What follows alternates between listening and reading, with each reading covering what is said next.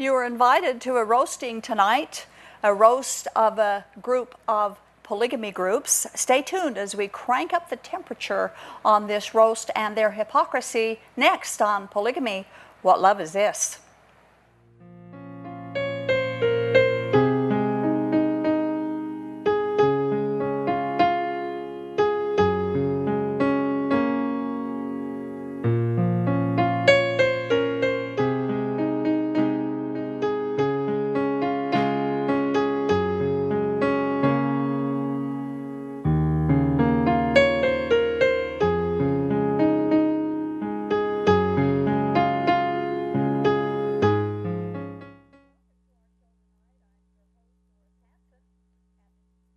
What love is this? We thank you for inviting us into your homes tonight. I would like to start out by reminding our viewers about the benefit performance that the Adams Road Band is going to be doing for our ministry. It's going to be on September 9th, that's a Friday night, at 7 p.m. and it's going to be held at Mill Creek Church, and the address is 1515 East, 4500 South in the Holiday area of Salt Lake City. Again, it begins at 7 p.m. Admission is totally free, but donations to our ministry will be accepted. Please come, bring your friends and your relatives and your neighbors. And the night before the benefit performance, Adams Road Band will again be our guests on our show, Polygamy, What Love Is This? They were on our show last year at this time, and it was a delightful time that we spent with them, so we've invited them back again. Also, I'd like to remind everybody that our monthly support group is next Monday night. That's August 29th at 6:30. And former members of any of the polygamy groups or polygamy situations are invited to come. We'd love to have you. You can email us tv@aboutpolygamy.com for details. We'd also like to remind you that one reason for our show is to accurately communicate to our polygamous viewers that God never commanded Joseph Smith to say that he commanded polygamy. It just didn't happen. The Mormon-based polygamy groups would almost fade into oblivion if the members of those groups would only study for themselves and discover God's true plan for marriage, and it isn't polygamy. Too many people are being led down the primrose path to a false salvation of polygamy for salvation introduced by Joseph Smith. And we encourage you, all of you, to research what you believe and why you believe it. After all, it's your eternity and no one else's that you need to be concerned with. Now, there is a group of polygamy groups, and they are called the Principal Rights Coalition. And these groups have grouped together to sign protests against the crimes of Warren Jeffs. Now, this isn't necessarily a bad thing. Warren Jeffs' crimes do need to be condemned. But there is extreme hypocrisy in their condemnation of him when they are doing the same things themselves. I want to read a portion of the Principal Rights Coalition statement, and we're going to put this up on your screen so you can see what we're going to be talking about. The Principal Rights Coalition statement against child sexual abuse, and it was written August 4th of 2011. And it says, as new evidence has surfaced in Texas detailing reprehensible acts of sexual abuse against children as young as 12 years old, we are alarmed that such depravity could have been perpetrated by anyone. While we understand the horrific abuse can occur in any part of society, it is especially devastating to discover that sexual assault of young children may have occurred behind the false pretense of a religious ideology. Those who commit such crimes must be held accountable. If any members of our communities are in fact guilty, we fully support their being brought to justice. We repeat our vigorous denunciation of all child abuse, sexual or otherwise, as an egregious violation of our faith. We grieve for the children whose lives and virtue have been so cruelly impacted. We pray for healing and safety for the victims and their families. Now, this statement was signed by the Principal Rights Coalition, which is a coalition of fundamentalist Mormon communities, including The Apostolic United Brethren, also known as the All Red Group or the AUB, signed by the Centennial Park, which is a breakoff from the FLDS polygamy group, signed by the Davis County Cooperative Society, which is the Kingston polygamy group, signed by the Nielsen-Naylor community, which is a breakoff from the Centennial Park, which is a breakoff from the FLDS, signed by Principal Voices and also by numerous other independent fundamentalist Mormons. Now, this condemnation of Warren Jeff's actions by prominent polygamy groups is a classic case of the pot calling the kettle black, of the monster twisting around to devour itself, beginning with its own tail. You know, I received an email after Warren Jeff's conviction the first week in August from a previous member of the All Red polygamy group regarding some interesting thoughts about the Principal Rights Coalition statement. And I'm going to be quoting a portion of that email now, and then we'll be talking about it. And this is what it said, quote, "I know that you are constantly on air working to open people's eyes about the polygamy problem, and I wanted to share a couple of thoughts that I believe should be brought to the attention of the public. I have written to the Tribune about this and contacted Fox News, but with no results. As you are probably aware, the Principal Rights Coalition recently condemned Warren Jeffs. I don't know why no news groups have picked up on this yet, but as you may be aware, the Principal Rights Coalition membership includes the infamous and incestuous Kingston polygamy group of belt whipping fame. Add to this the fact that the Principal Rights Coalition was holding talks in 2008 to include the FLDS in its coalition, also recorded in the Tribune. This makes the public denunciation appear somewhat hypocritical. Protests by squeaky clean AUB that they are shocked and horrified just don't entirely convince me in the light of this alliance. This coalition needs to be roasted for its hypocrisy," end quote. Well, her comments are right on. And 2 weeks ago, we did briefly roast them for issuing the public condemnation against the crimes of Warren Jeffs when they're guilty of it themselves. But in light of these comments from a former member, we're not only going to roast them again, we're going to crank up the temperature a little bit. And we're going to begin with the All Red polygamy group known as the AUB, or the Apostolic United Brethren, the group of choice of sister wives fame. Now, the Apostolic United Brethren is a polygamy group that has various communities sprinkled all over the state of Utah. It has a community in Pinesdale, Montana, and other locations throughout the country, and it has approximately 7,500 members. They were found in court to have built a wealthy member out of more than $1.5 million, and the judge told them that they had to return the money. Also, 3 of their priesthood members were accused of child molestation themselves. One of them in 1994, another in 1998, and another one was sent to prison in 2002. Why wasn't there a coalition statement then condemning these child molesters? Don't kid yourself. These groups are pointing their collective fingers at everyone else and protecting their own. The Pinesdale, Montana community of the AUB is served by a newspaper, and it's called the Raleigh Republic. Portions of 2 letters to the editor in April of 2011 read like this. The first letter says in part, and I quote, "I am aware of so many different cases of sexual abuse and spouse abuse that have gone on in Pinesdale over the years. It makes my head spin. The lay members of the AUB group are completely dominated by their religious leaders who claim to be directly inspired by God. It makes the everyday person like me wonder what kind of inspiration happened that put 3 sexual abusers in top leadership positions in this religious group." Indeed, that's a fair question.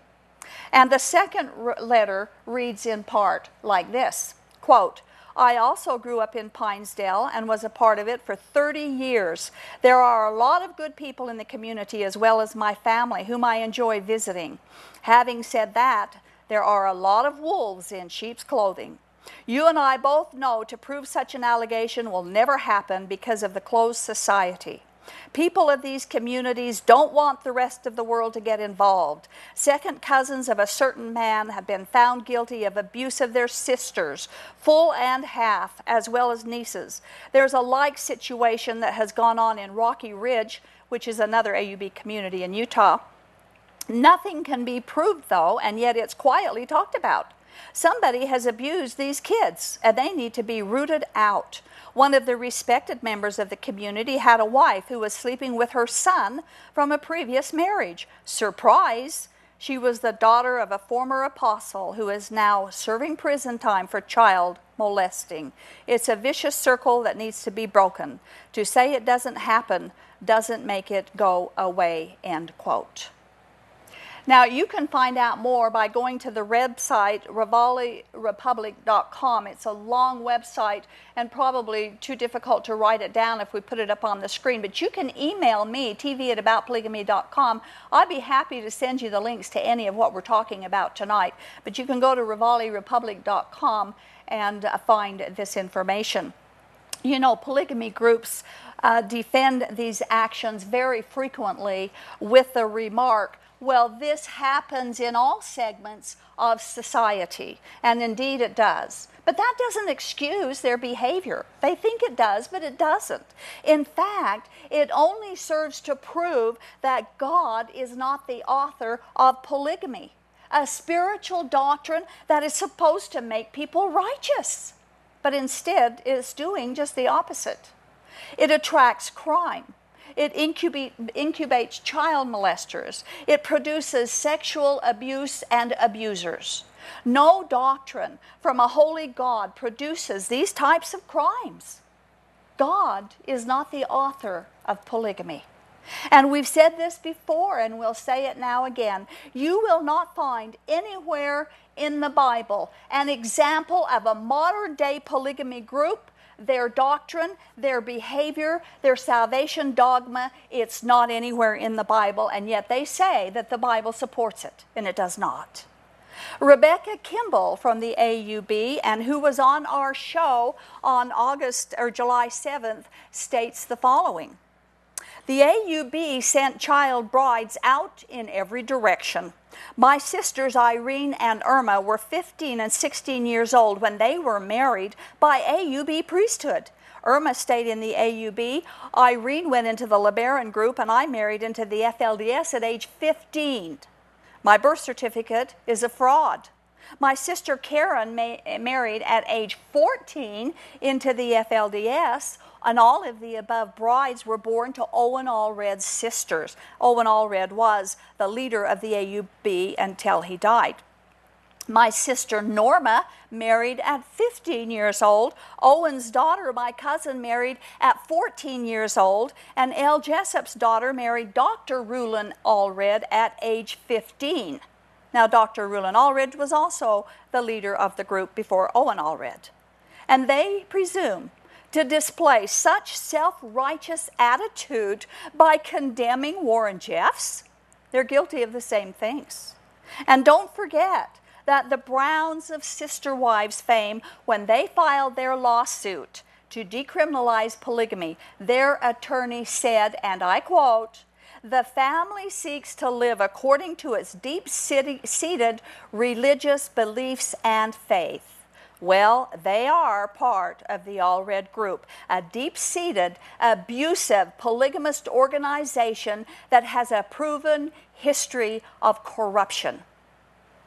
Now, we've never heard of any abuse having taken place in the Cody Brown family, and I don't want to give any impression of that whatsoever, but having made that clear, we do need to talk about their abuse of the system and bleeding the beast.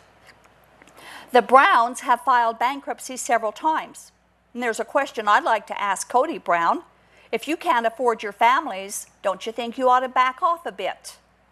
You know, Cody and his first wife, Mary, filed bankruptcy in Wyoming, June of 2005.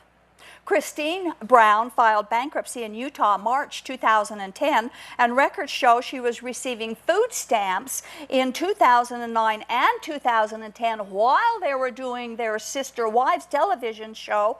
Just another proof that taxpayers are subsidizing polygamy and their huge families.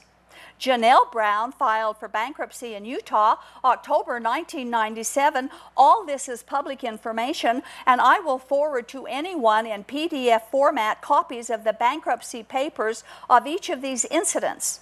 The aggregate amount of these bankruptcies amount to tens of thousands of dollars.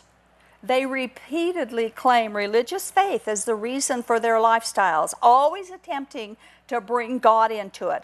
Well, if they're going to bring God into it, they need to bring Him in it all the way and stop treating Him like a buffet table and take what you like and discard the rest.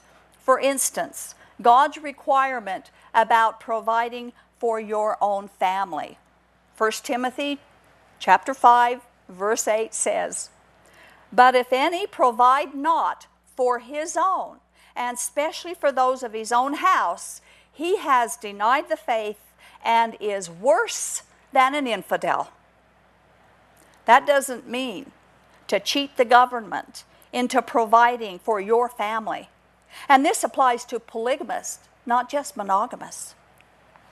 Another signer of the Principal Rights Coalition document condemning Warren Jeffs and his abuse is the Davis County Cooperative Society, or the Kingston Group. The Kingston family has been said by state prosecutors to be worth over $150 million. There are many people who say that they are worth much, much more than that. Yet court testimony in a child abuse case, custody case, revealed that one of the Kingston patriarchs claimed he didn't have enough income to pay the monthly child support ordered by a judge for the children of one of his many wives.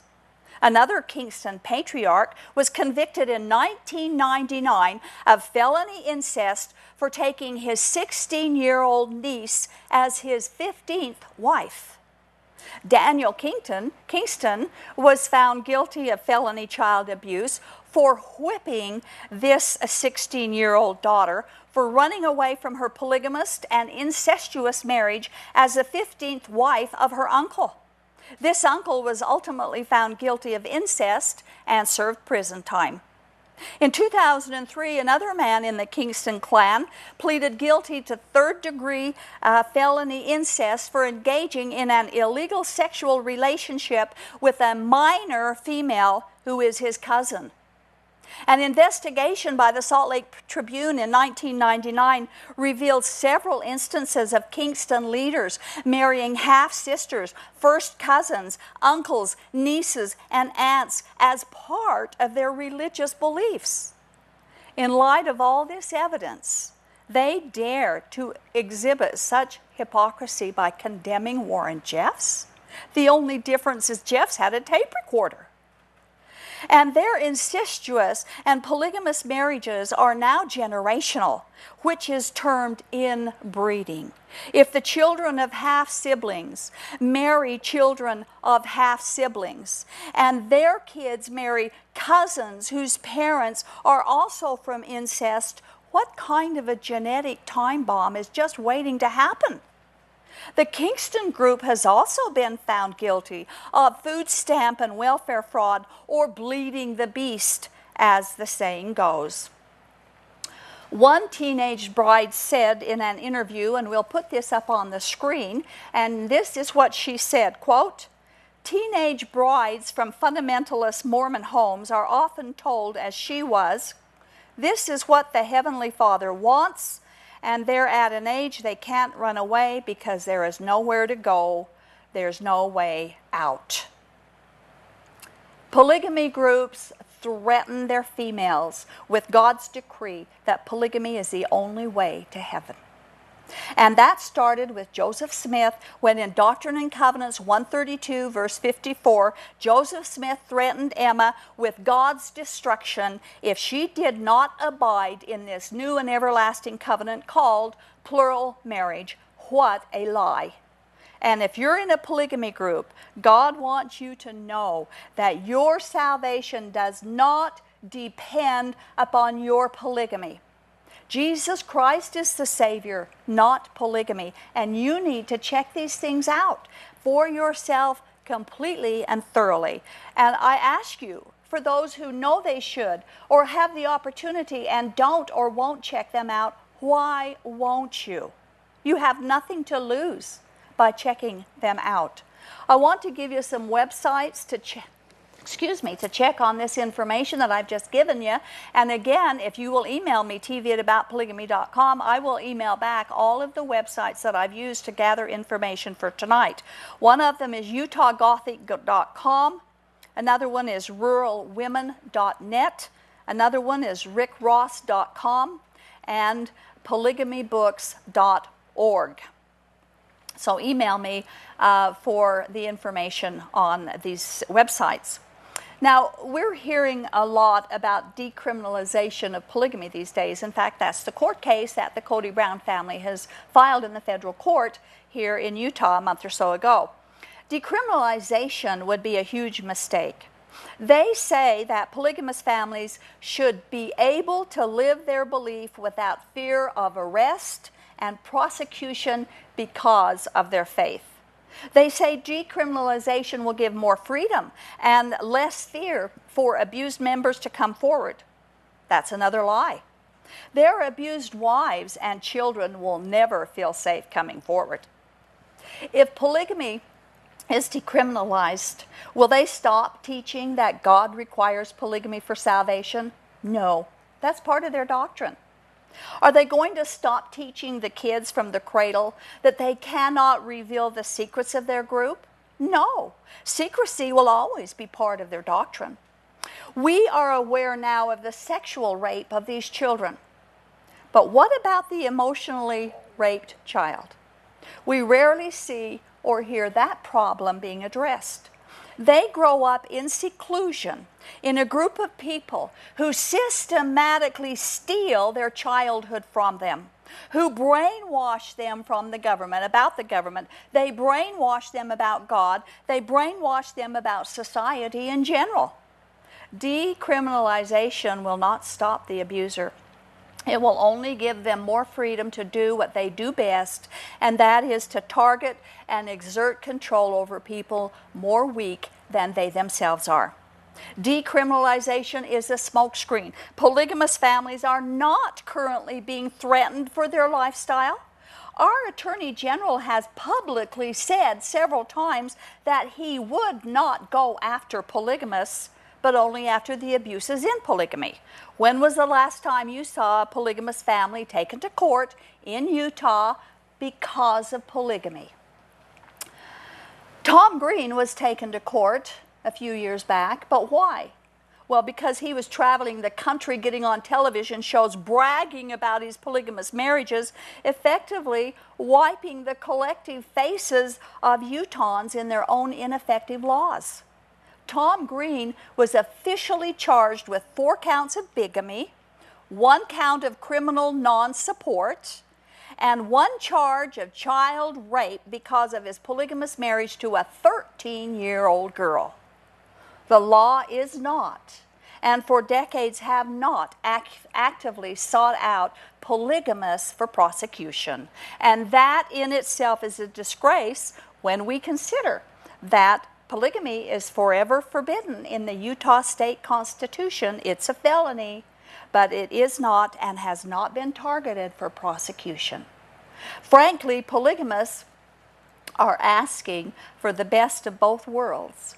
By decriminalizing polygamy, they get to have as many wives and as big a families as they want with no requirements to be responsible in any way. There will be no legal requirements placed upon their choices, but bankruptcies will continue, welfare, fraud, food stamps, bleeding the beast. They won't be held accountable for any of these because it's decriminalized. The rest of society is, but they won't be. So in essence, a double standard would result. One standard for society, those who are obeying the law, and the other lower, irresponsible standard for polygamists. Now, I do hope that our citizens and our courts are smarter than to allow this inequity. But then, polygamy has always been, and it is, and will always be about inequity. But again, our purpose is not to actively seek arrests of polygamists and throw them all in jail. Our purpose is to educate polygamists, especially the women and the youth, so that they will know that God doesn't want polygamy. He doesn't want it. God doesn't require polygamy. God has never commanded polygamy. He doesn't condone polygamy. And polygamy has nothing at all to do with God's plan of salvation. Eternal glory comes from Jesus Christ alone. Polygamy makes his salvation plan painfully ugly instead of beautiful in all of its simplistic glory. I've got some more stuff to talk about, but if you want to start calling in, you're certainly welcome to do so if you don't mind hanging on the phone for a few more minutes after you call in. Our number is 801-973-TV20. I want to talk about an email that we received, and I'm going to call her the writer of the email, Miss A. Miss A said, as a young mainstream LDS girl, I was taught in LDS Sunday school in 1968 and 69 that although the LDS Church no longer practices polygamy, we all would be able to practice polygamy in the celestial kingdom. I was taught that the telestial was almost as good, but not quite perfection, so polygamy would only be in the celestial kingdom. I remember these concepts were taught to my class on several occasions. My daughter had a mainstream LDS girlfriend, they were both about 16 years old, who came to our house very distressed one Sunday. She had been in a yearly interview with her bishop. He asked if she had any questions. She said, yes. I'm wondering why a man can be sealed to as many wives as he wants in the temple, but a woman can only be sealed to one man. He replied, young lady, you need to spend more time studying your scriptures and praying. This was the end of her interview, and she was very distressed. She meant no disrespect. She actually wanted to know the answer. She asked me because she knew I had been LDS, so we discussed some of their propaganda. I pray every day for the Mormons to realize all the lies and be free from all the guilt they have been forced to believe. God bless you in your efforts in this. I know each week there are viewers who start thinking, maybe the Mormons are wrong. And indeed, there are viewers every week that ask that question and come to that conclusion, by the way. We want to thank Miss A for her comments. Indeed, the mainline church alienates itself from anything polygamy, but many of our LDS viewers were taught that polygamy was a celestial practice and that they would be required to live polygamy in the highest celestial kingdom. But we do urge all of our viewers to find out what your religion believes and what it taught. You need to know the foundational teachings of your church, because even if you don't know it, your foundational teachings is what you believe. It is your religion. Sadly, it started with Joseph Smith instead of Jesus Christ.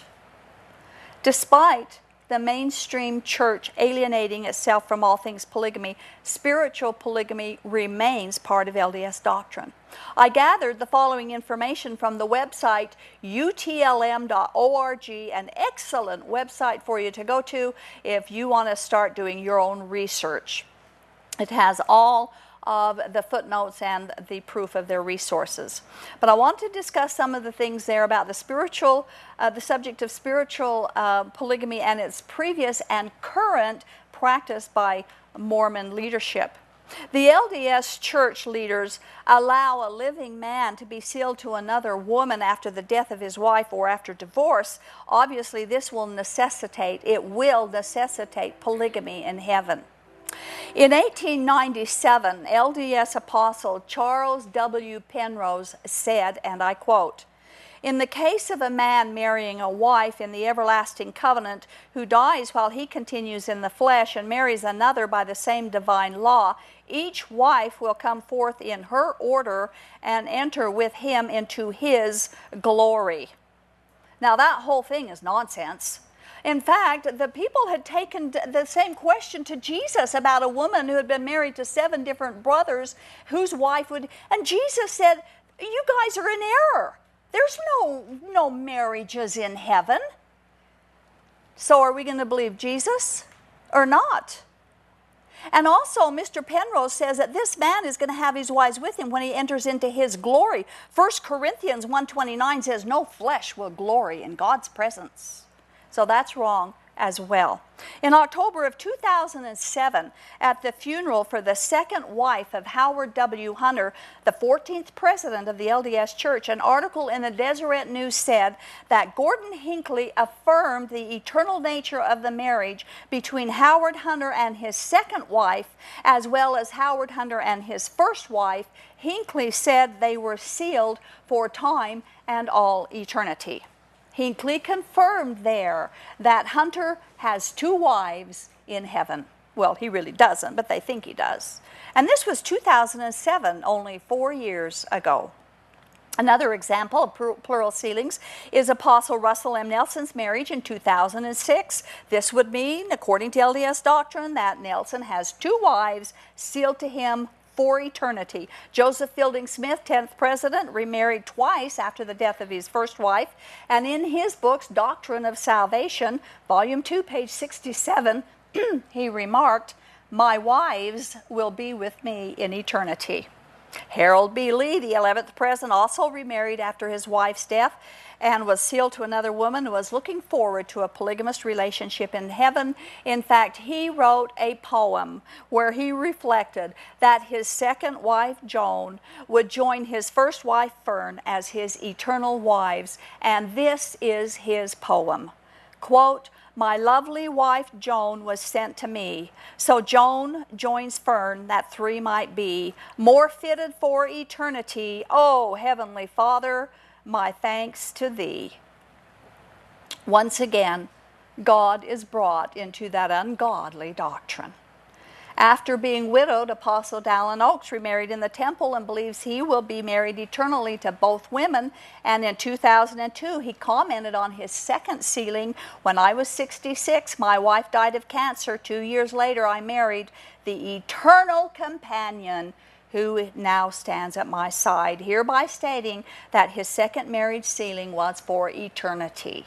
The official LDS Church Handbook of Instruction says a living woman may be sealed to only one husband, but if a husband dies and a wife has been sealed, if the husband and wife have been sealed and the wife dies, the man may have another woman sealed to him. This is in the 2010 Church Handbook of Instruction, page 20. That's just last year. Did you know that the first 7 presidents of the LDS Church were polygamous? The first one, of course, was Joseph Smith. He had at least 33 wives besides Emma. Second was Brigham Young, over 50 wives and 56 children. Third, John Taylor, at least 14 wives, approximately 36 children. Wilford Woodruff, at least 10 wives, approximately 34 children. Lorenzo Snow, at least 9 wives, 33 children. Joseph F. Smith, 6 wives, 43 children. Heber J. Grant, president from 1918 to 1945. And don't forget the manifesto was in 1890. He had 3 wives and 12 children. According to LDS doctrine, these men will have all of their faithful wives and children with them in the resurrection, which means they will be living polygamy in the celestial kingdom. Isn't it hypocritical for the Mormon Church to criticize and alienate themselves from Mormon fundamentalists? Why are they so silent about their own temporal and eternal spiritual doctrine of polygamy?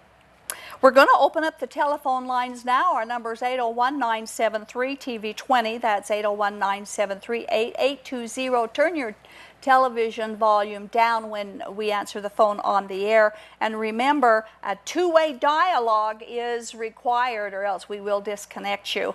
And as we wait for the calls to start coming in, we have a message we'd like to share with you.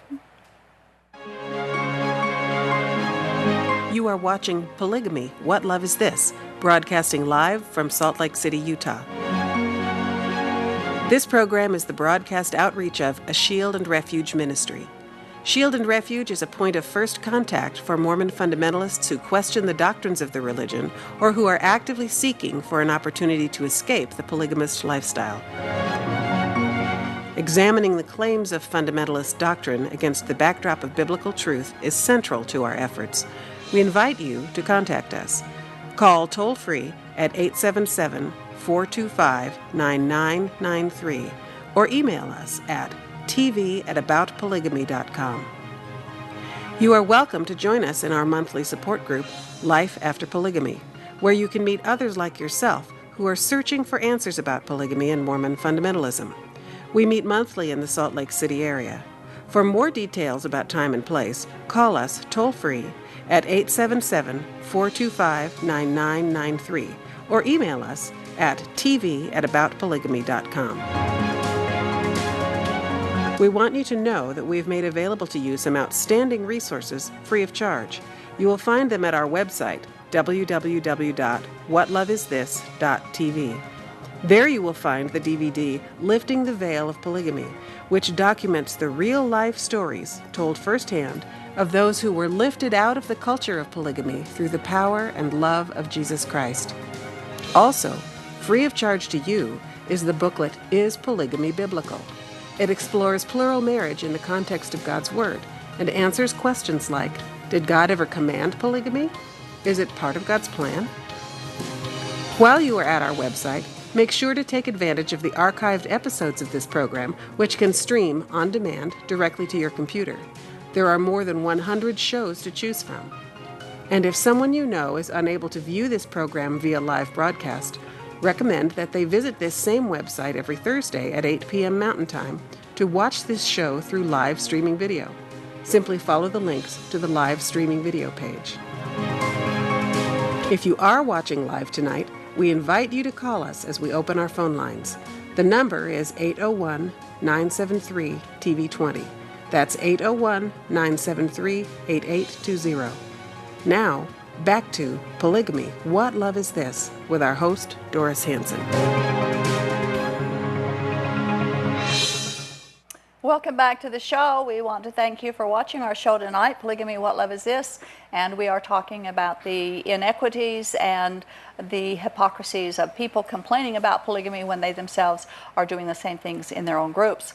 We have an off-the-air question, or actually it's a statement from a nurse. It says, a nurse has seen abuse by polygamists and she supports your stand. And I want to thank you for that, because the groups do deny that there is as much abuse going on as there is. There is a lot of abuse going on in these groups. And there are some very great people in polygamy groups too. I still have family in a polygamy group, and they're wonderful people. It's the few, but there is a lot in these closed societies when there is no way to be tracking them down, and they have a great fear of telling the authorities about it. Okay, we have a couple of calls here. We have Kenneth calling from Cedar City. Hello, Kenneth. Yes. Yes, you're on the air. You're on the air. What's your question? I was wondering where all of these. I was wondering where all of these wives come from. How, if you have. Go ahead. Did you turn your volume down on your television? Hello? Okay. If you've got 10 people who have 5 wives each, that's 50 boys in the polygamous group who are not going to be able to get a wife. 10 people with 5 wives each? Well, yeah, that'd be 45 or 40. Anyway, that's right. You know, and I've said this on the show many, many times, mathematics and polygamy just do not get along because the birth rate is almost 50-50 ratio for males and females. And that's what the Lost Boys fiasco was in the FLDS in the early 2000s when they just got rid of hundreds and hundreds of young boys out of their community. And they're still doing it, only not as blatantly as they did before. But you're right. The older men get all the wives, and the younger boys, they don't get them. The boys stay in the community if they can't have a wife? Some of them do, yes. Some of them are kind of eased out of the community, but some of them will stay in and just be a worker drone, and because they teach them that the only way to get to heaven is to be in this group and live this lifestyle. And so they'll stay in it and go ahead and work because they believe their leaders won't lead them astray. Pretty gullible students, aren't they? Well, they're brainwashed from the cradle. They don't know any different.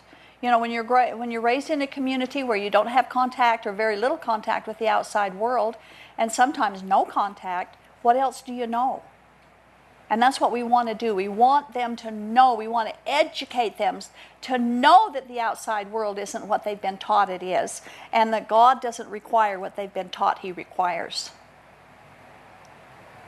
All right. Thank you. Thanks for calling. Bye. Good night. Okay, we have Linda calling from Roy. Hello, Linda. Linda? Hello? Is Linda there? One last chance.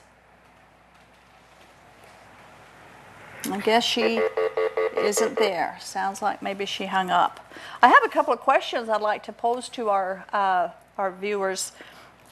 One of them is, why does the Mormon faith say that true Christianity and the Christian doctrine was lost soon after Jesus and the disciples died, and that Christianity today isn't what God originally wanted it to be and isn't what it originally was? While at the same time, Mormonism is guilty of changing their doctrine so that they don't believe in the same things that early Mormons believed and taught. In fact, they've made over 4,000 changes alone in the Book of Mormon alone. So why are they accusing Christianity of doing exactly what they themselves have done? And I also have a second question, if someone would like to call in and give their perspective. How can God, both in the Bible and the Book of Mormon, condemn polygamy and then still claim that God commands polygamy? Let's have some good responses to these questions if you'd like to call in and answer them. I also have an email that I would like to share with our viewers, and it's from Barb. She says, I enjoy your weekly TV program. Do you know what Joseph Smith did for a living? Did he train in any trade? Did he have any work skills? Or did he convert people to Mormonism and convince them to pay tithing to him as his means of support? I thought that was a good question, so I started doing a little snooping around.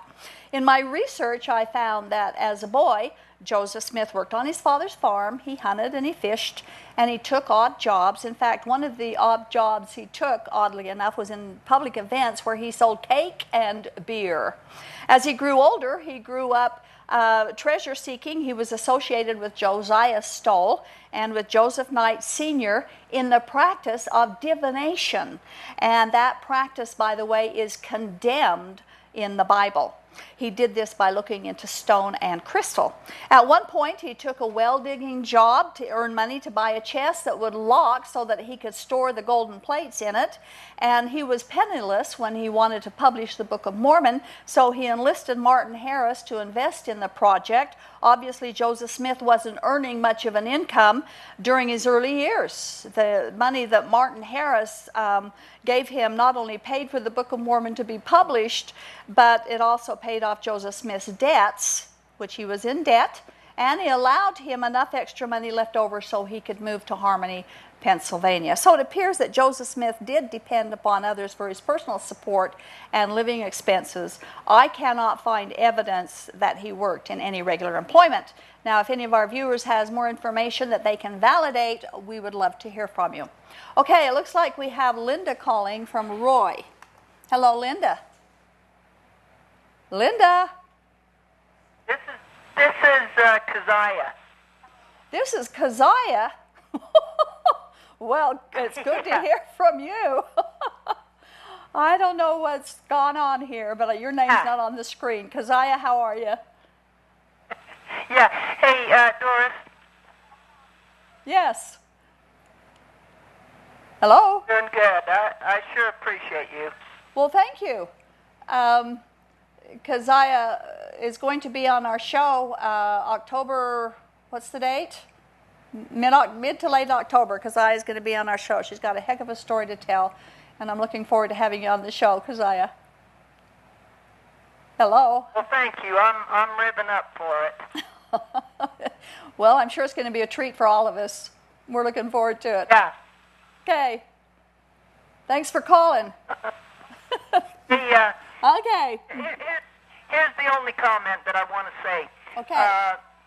You know, when I gave up Mormonism along with polygamy, this friend of mine says, well, Keziah, just because you give up polygamy, that doesn't mean you're supposed to give up Mormonism. He says, well, don't throw the baby out with the bathwater. And I said to him this, you know, this was my attorney. So his name was Don Red, and I said, Don, I said, any religion that creates that many liars and thieves and sons of guns, then you've got to look at the religion, because something's wrong with it. Because when you have people studying Christianity and giving their life to Christ, they don't treat people the way that these guys do. You know, and so, because, look, with this Project Compassion, hey, I've been a guest on so many people's, organizations and met so many people all over America, and actually, most of the people that invite me are Christians, and they are incredible people. Yes. You know, and I just say, now see, that is the effect that Christianity, just followers of Christ, has upon somebody. Right. And how beautiful is that? And it is, and we're following Jesus, not a man. We don't have to follow a man in any way, shape, or form. It's Jesus Christ alone. Did I lose you? No, I was just listening to you. What if we have a delay here or something? Well, you know, because you're so right. I do appreciate your comments, yeah, we don't follow the Mormon religion because it was started by a man. Well, I know. Anyway, darling, I love you. You're doing great things, and so is that Sean McCraney. In fact, that last show that he had last Tuesday, that was good. It's up online now. And the guy that was a Mormon that was telling about how he was confronted with having to, research into the truth and dare to ask himself. Right. He had could not the find courage. the questions. He had the courage and the integrity Mormon, to search it out. So he had to search all this stuff, the DNA and man, what he found. That's a fabulous show. It is. I'm Great. encouraging people to go to Sean McCraney's and go on to last Tuesdays, because that's just a dynamite thing. It was great. Most people probably already, if they're watching your show, they've probably seen it. But man, it's so good, and I love you guys. See, this is what all of us have the obligation to do, is exactly what you're doing, because once we find out the truth, we just got to help tell our about friends. it. We've got to talk Wake about up it. and stop being deceived. Joseph Smith was a dang liar. And you know what, darling, that's what, when I get on your show, that's what I want to talk to you about, is just, same thing you're doing. But Okay. love you, and that's about all I have to say. Okay, thanks for calling, Keziah. See you later. Okay, sweetie. Take care. Bye. Bye. Okay, line 1. Let's see if we got Linda. Hello, Linda. Hello, Linda. Let's try line 2. Fran? Hello, Fran. Yes. Yes, you're on the air. Oh, yes. Doris, I would like to ask you a question. Sure. I just don't understand why the state of Utah allows this to still continue, knowing that it's a felony, and yet people like us that are decent, we commit well, I haven't committed a crime, but people that do, and they get sent to prison for years and years just for simple, things that they do, and they can do all of this, cheat the system, and get away with it. Is there anything we can do as citizens to have something done about this? Well, I think as citizens, the importance is in numbers. If enough people would come forward and maybe write to letters to the editors, write to the Attorney General, write to the governor, write to your congressman, and there would have to be, the numbers where we just get up like the Tea Party and say, this is the Pea Party, I guess, and just to say, no, we don't want this anymore. We don't want this to take place, and enforce the law. Again, we can't throw tens of thousands of polygamists in jail, and that's not what we're asking for. We would just like an opportunity to educate them that they don't have to do this. But I think they are educated. I mean, some of them aren't. A lot of them are, but most of them aren't, though. In all honesty, I think the women aren't because they keep them so below. But I think the men are pretty educated. Well, there's a lot of men in polygamy groups that are also victims. If they were born and raised in it, they also were brainwashed and taught this is the way God wants it to be, and they grow up under the same doctrine, and they don't know any better either unless they get out and check it out. Well, that might be true, yeah. Because I've even been thinking of maybe even writing the president. Write to whoever you can and get some people to get petitions going. I mean, if the citizens would do something, something might get done. Okay, well, keep up the good work, Doris. And I enjoy listening to you every Thursday, and I also enjoy listening to Sean. I just started, but I've learned a lot from both of you. Well, thanks for watching. We appreciate your phone call. Okay, thank you. Good night. Good night. Okay, we have Stacy from Roy. Hello, Stacy. Yeah. Yes, you're on the air. Okay, I just had a question. I heard a few minutes ago you were talking about Joseph Smith and his work history and financial status. I was just wondering, what does that have to do with anything? Well, I was answering an email. Somebody had emailed me and asked me, and she was a viewer, and she wanted to know, and I told her I would find out, and I did. So if he didn't have a steady job or steady income, that means he's not a credible person?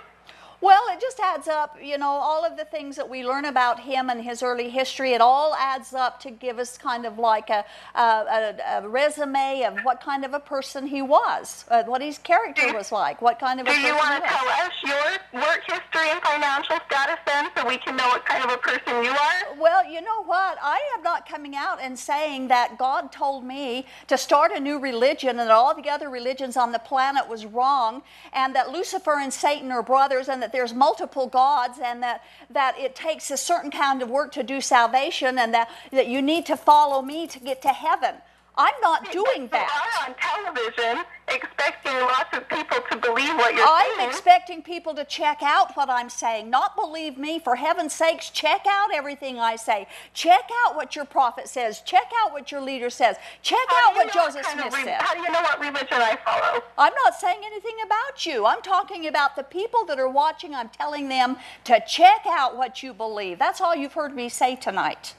And everything that I've mentioned tonight, I have checked out, I have given information, I have given references. Another comment I just had a comment you made, I had a question on, was you said follow Jesus Christ, not, I a man. Right. But don't you believe in the prophets in the Bible? The prophets. I'm not following the prophets. I'm not following the prophets. I'm following Jesus.